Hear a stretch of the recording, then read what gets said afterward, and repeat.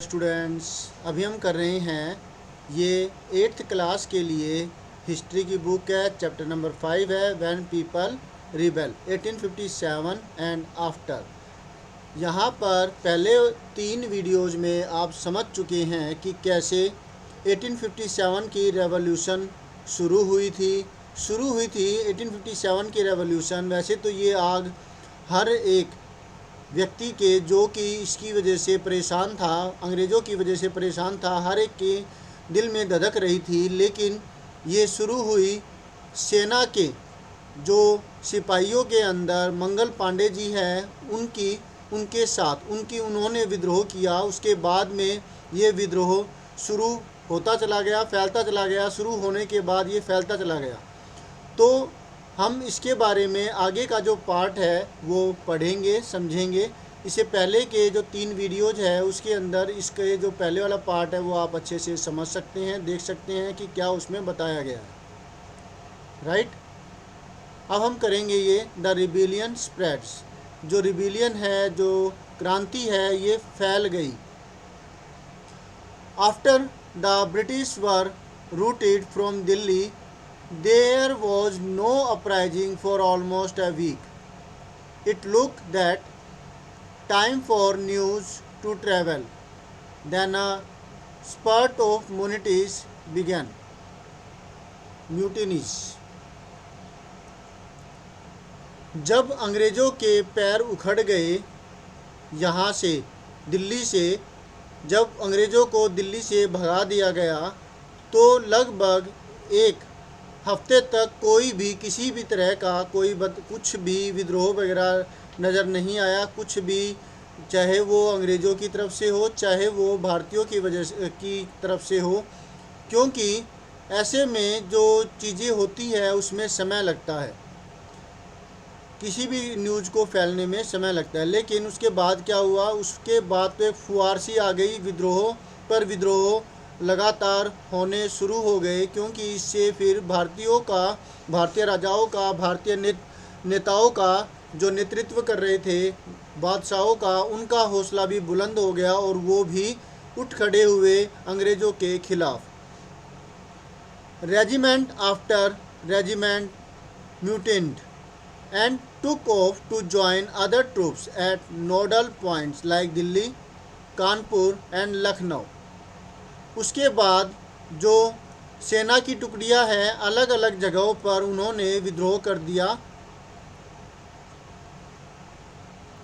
छावनियों और फिर दूसरी छावनी वो क्या कर रही थी, विद्रोह करने पर उतारू हो गई। विद्रोह उन्होंने कर दिया और अलग अलग हिस्सों में ये विद्रोह हुए। और जो मुख्य तौर पर जो इनके केंद्र बने वो थे जैसे दिल्ली, कानपुर, लखनऊ, 3 यहाँ पर मुख्य जो केंद्र है वो शो किए हुए हैं। आफ्टर दैम, उनके बाद, the people of the towns and villages also rose up in rebellion and rallied around local leaders, zamindars and chiefs who were prepared to establish their authority and fight the British. इसके बाद क्या है, जो कस्बों के, शहरों के, गांवों के लोग हैं वो भी इस विद्रोह में शामिल हो गए। वो भी उठ खड़े हुए इस विद्रोह में अपना साथ देने के लिए। और उन्होंने ग्रुप बना लिया और वो इन जो लीडर्स है, जमींदार्स है, चीफ्स है, इनके पीछे जा कर के खड़े हो गए ताकि जो उनको भी हौसला मिले, नेता उनका नेतृत्व कर सकें और वो अंग्रेज़ों को यहाँ से भगा सके। Who were prepared to establish their authority and fight the British, जिन्होंने, जो इस चीज़ के लिए पहले से तैयार थे, मजबूत थे, और जिन्होंने ये चीज़ अपने दिमाग में बिठा ली थी कि अब उन्होंने अपनी अथॉरिटी फिर से हासिल करनी है, इन ब्रिटिशर्स के खिलाफ लड़ना है। Nana Sahib, the adopted son of late Peshwa Bajirao, who lived near Kanpur, gathered armed forces and expelled the British garrison from the city. जो नाना साहेब थे पेशवा बाजीराव के गोद लिए हुए दत्तक पुत्र जो कि कानपुर के पास में रहते थे, उन्होंने भी अपनी आर्मी इकट्ठी की और उन्होंने ब्रिटिश आर्मी को शहर से बाहर खदेड़ दिया। ही प्रोक्लेम्ड हिमसेल्फ पेशवा, उन्होंने अपने आप को पेशवा ऐलान कर दिया। He declared that he was a governor under emperor Bahadur Shah Zafar, उन्होंने ऐलान कर दिया कि वो बहादुर शाह जाफर, सम्राट बहादुर शाह जाफर के तहत यहाँ के गवर्नर है। क्लियर हो गया? जैसे कि एक बड़ा राजा होता है, उसके नीचे और भी कई राजा होते हैं जो अलग अलग हिस्सों को संभालते हैं, तो वैसे ही उस वक्त जो एक नेतृत्व होने चाहिए था, तो उन्होंने नेतृत्व सब ने एक साथ मान लिया कि वो बहादुर शाह जाफर को अपना सम्राट मानेंगे और उनके अंडर में ये युद्ध लड़ेंगे और अंग्रेज़ों को बाहर निकालेंगे। लखनऊ में भी कुछ ऐसा ही हुआ। In Lucknow Birjis Qadr, the son of the deposed nawab Wajid Ali Shah, was proclaimed the new nawab. Lucknow के अंदर जो बिरजेश कादर थे, जो कि वहाँ के नवाब वाजिद अली शाह के पुत्र थे, जिनको गद्दी से हटा दिया गया था, उनके बेटे बिरजेश कादर को वहाँ का नवाब घोषित कर दिया गया लखनऊ के अंदर। He to acknowledge the suzerainty of Bahadur Shah Zafar. His mother Begum Hazrat Mahal took an active part in organizing the uprising against the British। अब क्या हुआ कि जो बिरजेश कादर हैं, उन्होंने भी बहादुर शाह जाफर को अपना बादशाह मान लिया और उनकी जो माताजी थे जो बेगम हजरत महल, उन्होंने भी अंग्रेज़ों के खिलाफ बगावत को बढ़ाने के लिए बढ़ चढ़कर भाग लिया। ओके, नेक्स्ट है यहाँ पर, इन झांसी रानी Lakshmibai joined the rebel sepoys and fought the British along with Tatya Tope, the general of Nana Sahib. Jhansi की रानी ने भी क्या किया, वो जो रिबल यानी कि जो सिपाही अंग्रेज़ों के ख़िलाफ़ थे, उनके साथ जा मिली, उनको इकट्ठा किया और फिर वो भी अंग्रेज़ों के ख़िलाफ़ उठ खड़ी हुई। उन्होंने भी युद्ध का बिगुल बजा दिया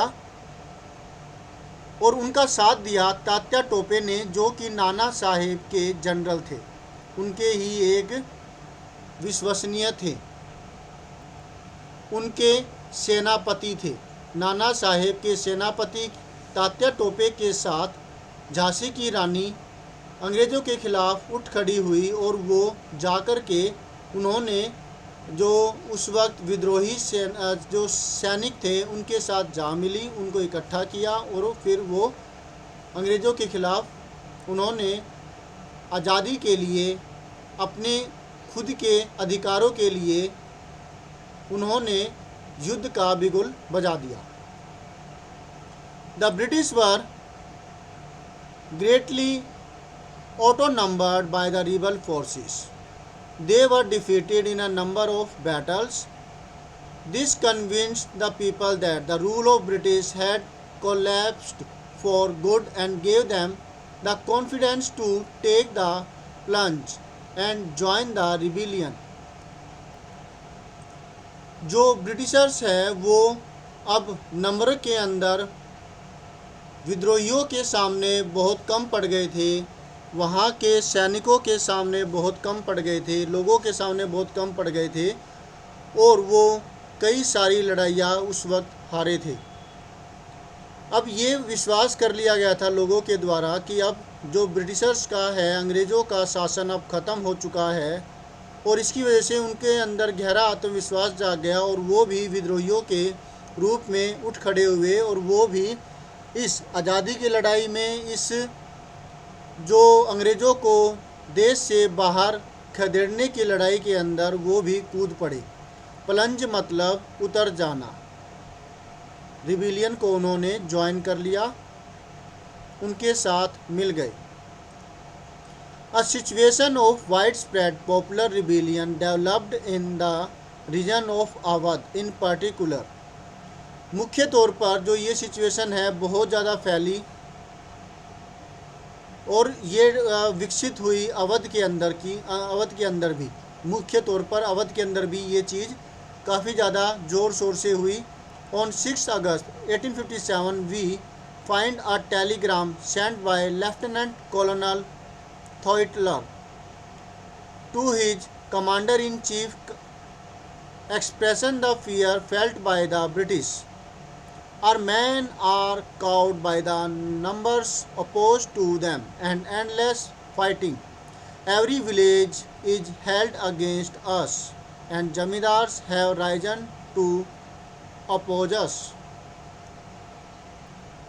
अब इस स्थिति के बाद में जो एक लेफ्टिनेंट थे, कर्नल टाइटलर, क्या नाम है, जो कर्नल टाइटलर थे, उन्होंने अपने कमांडर इन चीफ को एक टेलीग्राम भेजा जिसमें उन्होंने लिखा था, उन्होंने एक अपना डर है व्यक्त किया था ब्रिटिश को।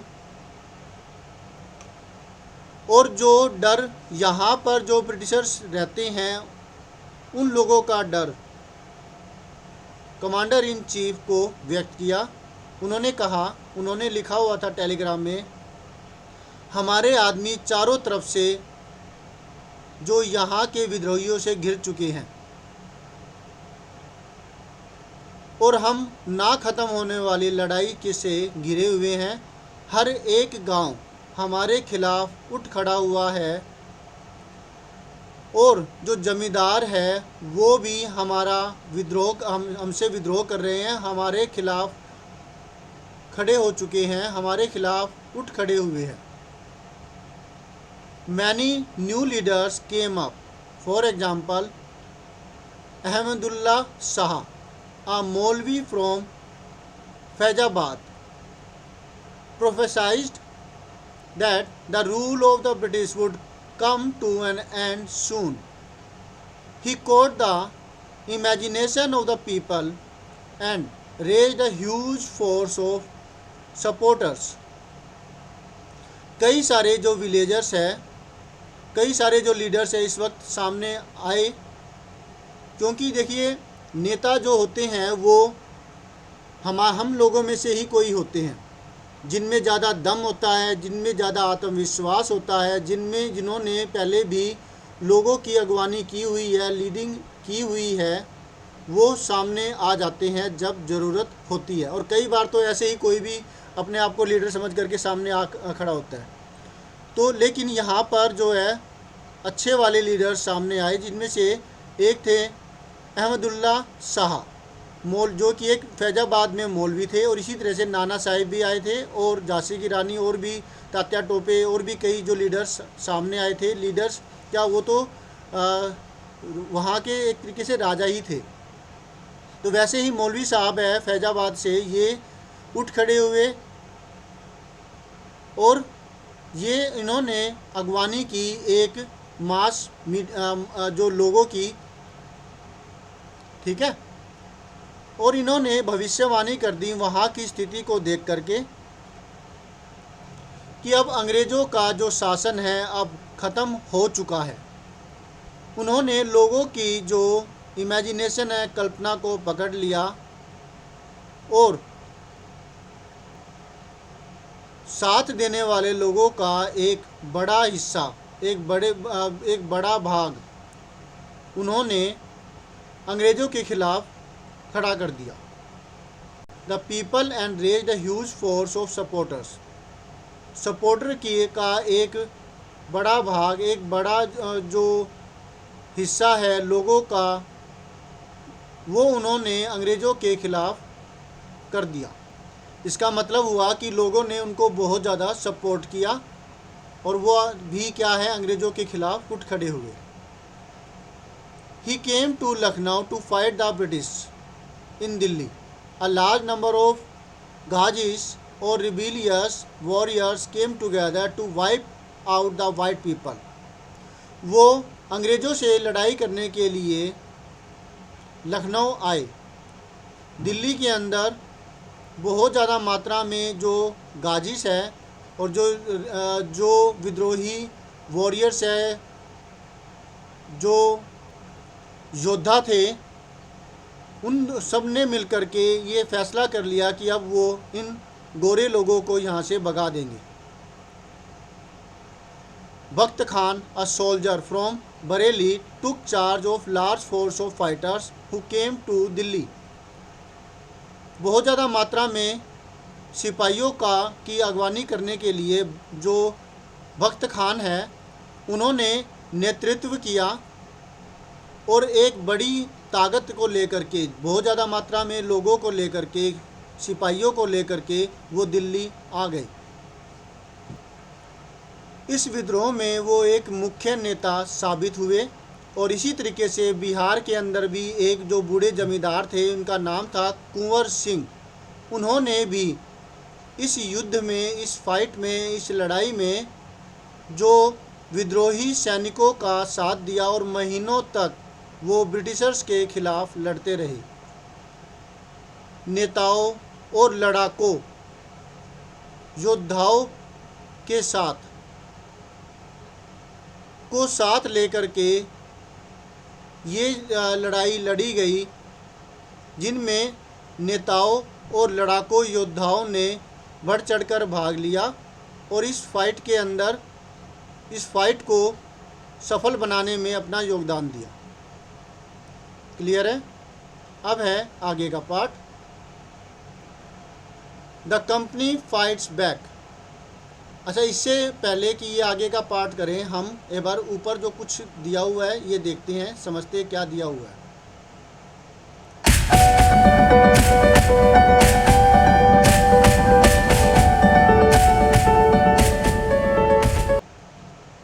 कुछ क्वेश्चन दे रखे हैं, जैसे why did the Mughal emperor agree to support the rebels, कि मुगल एम्परर, मुगलों के जो सम्राट थे बहादुर शाह जाफ़र, उन्होंने इस विद्रोह में शामिल होने के लिए वो क्यों तैयार हो गए। तो कई कारण थे, जिसमें ये छोटे और बड़े मार्क्स के हिसाब से आप इनके आंसर दे सकते हैं अपनी रीडिंग के हिसाब से। Write a paragraph, second question है, write a paragraph on the assessment he may have made before accepting the offer of the sepoys. अब जो विद्रोही सैनिक हैं, उनका साथ देने से पहले बहादुर शाह जाफ़र ने क्या चीज़ सोची होगी, क्या हिसाब किताब लगाया होगा, इसके ऊपर एक अनुच्छेद लिखना है। अब यहाँ पर शुरुआत में देखिए, उन्होंने मना कर दिया था कि वो इस फाइट में, हमें ये फ़ाइट नहीं लड़नी चाहिए, क्योंकि उनको पता था कि अंग्रेज़ कितने ताकतवर हैं, इनके सिपाही कैसे हैं, वेल ट्रेंड है और इनके पास असला बारूद भी अच्छी मात्रा में है, क्योंकि इन्होंने इन्हीं का इस्तेमाल करके लगातार देश के अलग अलग हिस्सों को जीता था। तो कई तरीके की बातें उन्होंने सोची होगी, तो उसके ऊपर आपको एक अनुच्छेद लिखना है। इस फिगर के अंदर क्या दिया हुआ है, British forces attack the rebels who had occupied the Red Fort on the right and Salimgarh fort in Delhi on the left. ये दो तो नहीं है, एक ही दिखाई दे रहा है। ओके, यहाँ पर क्या दिया हुआ है, ये इस पिक्चर में राइट साइड के अंदर आपको लाल किला नज़र आ रहा है, जहाँ पर जो विद्रोही सैनिक हैं उन्होंने कब्जा कर लिया था। अब अंग्रेज़ों ने इन पर अटैक करके इनको छुड़ाने के लिए कोशिश की है, तो वो अटैक यहाँ पे दिखाई दे रहा है। और लेफ़्ट पार्ट के अंदर सालिमगढ़ का फोर्ट है जो दिल्ली के अंदर है, वो दिखाई दे रहा है। ठीक है, और जो ये पिक्चर नज़र आ रही है, इस पिक्चर के अंदर जो विद्रोही सैनिक है वो लोग दिल्ली पहुंचते हैं। अब घेराबंदी हो चुकी थी किले की, तो ब्रिटिशर्स को ये करना बड़ा मुश्किल लग रहा था, उस घेराबंदी को तोड़ना। जो उन्होंने भारी घेराबंदी की हुई थी, विद्रोही सैनिकों ने उस घेराबंदी को, उस किले की घेराबंदी को तोड़ना उनके लिए उनको मुश्किल लगा। तो उन्होंने और मदद के लिए दिल्ली में आर्मी मंगवाई, गोला बारूद मंगवाए। 3 सितंबर 1857 के अंदर एक आर्मी उनको भेजी गई, जिसके अंदर साथ में उनके पास गाड़ियाँ थी। उन गाड़ियों के ऊपर लदे हुए थे गोला बारूद, तोपें, और उनको खींचा जा रहा था हाथियों के द्वारा। तो समझ सकते हैं कि कितनी भारी भारी तोपें होगी और जिनको खींचने के लिए हाथियों की ज़रूरत पड़ी। और ये जो कतार आ रही थी अंग्रेज़ों की मदद करने के लिए, ये लगभग जो 7 मील लंबी थी। राइट, समझ में आया आपको? तो ये पिक्चर में यही शो ऑफ किया हुआ है। अब पिक्चर में तो कुछ ऐसा भी लगता है जैसे कि ये लोग जो विद्रोही है, जो कि देश के लिए लड़ रहे थे अंग्रेज़ों के ख़िलाफ़, लेकिन जो नीचे एक्सप्लेनेशन दी हुई है वो यही है कि ये लोग एक्चुअल में अंग्रेज़ों के मददगार सैनिक है, जो उनकी मदद करने के लिए भारी मात्रा में गोला बारूद, तोपें और सेना को लेकर के पहुंच रहे थे, ताकि वो किले की घेराबंदी को तोड़ सके। अब इसके आगे का पार्ट हम करेंगे नेक्स्ट वीडियो में, जिसके अंदर हम, हो सकता है कि ये चैप्टर पूरा हो जाए, क्योंकि एक्सप्लेनेशन करने में थोड़ा सा टाइम लग जाता है, या फिर इसके बाद 2 वीडियोज़ और बनेंगे, या फिर एक वीडियो में ही हम इसको ख़त्म कर देंगे। तो मिलते हैं नेक्स्ट वीडियो में।